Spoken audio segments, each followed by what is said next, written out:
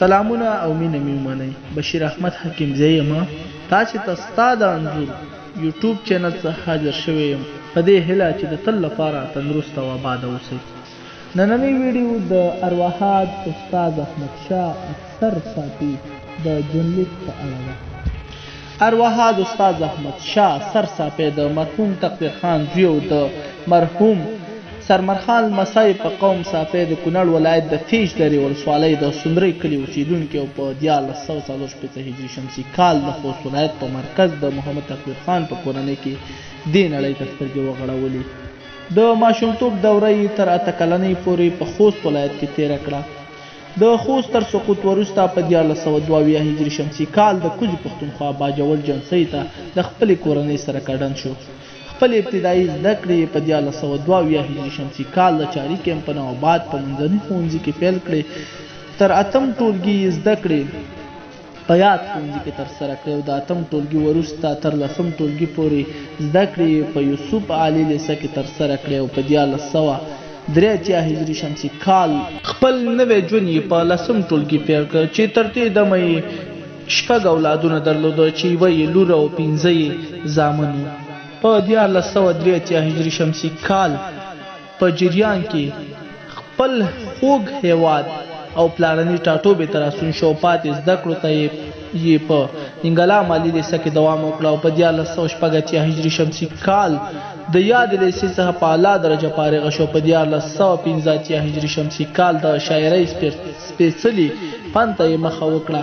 د خپل هیواد او پښتو ژبې شعر او لیکوالۍ سره یې بې مثاله مینه لرله، نو ځکه یې د خپلې شاعرۍ فعل په ګران هیواد لپاره په یو دردېدلي نظم وکړه. د شعر لیکل او ویل یې الهام باله، مګر د خپلې شاعرۍ فعل یې د حقیقي مینې په اساس کړی و چې د زیاتره غزلونه یې په انځورونو کې یې د نفرتونو څخه کرکه او د مینې پاشل لورایه ښکاره کېدل.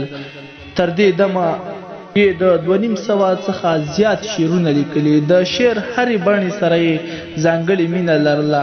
د ښوونځي تر فراغت وروسته یې یو لړ اقتصادي مشکلاتو له پلوه ونشو کولی چې لوړې زده کړو ته دوام ورکړي. نو نوموړی یو فرهنګي، وطنپال او اجتماعي شخصیت په هیواد کې سوله هوساینه یې په زړه یو ستر ارمان و.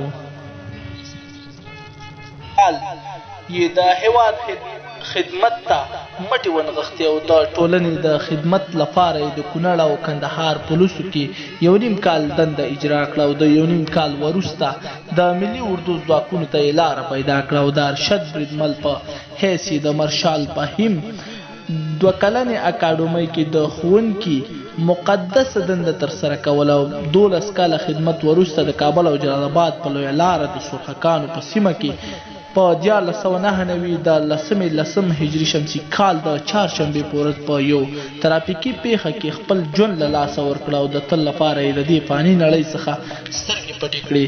او په 1499 د 10 په 11 د پنجشنبې په ورځ د فیش درې په ولسوالۍ د سندرۍ په کلي د خپلې پلارنۍ هدیره کې خاورو ته وسپارل شو.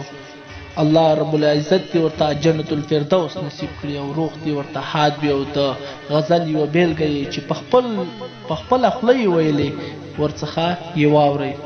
په دعاګانو کې یاد ساتئ. د دیدار قسم دی څنګه مودونه دې په تمه د دیدار قسم دی او په سرو غرمو دې هر وخت انتظار قسم دی او ته سمه لکه سوله د یو مړه ملت جاګیر وې. ته سمه لکه سوله د یو مړه ملت جاګیر وې او همیش زور غلط ستاسو په لاره هم قسم دی او کتو به دې د سترګو د ساقي له جام تېری کړو.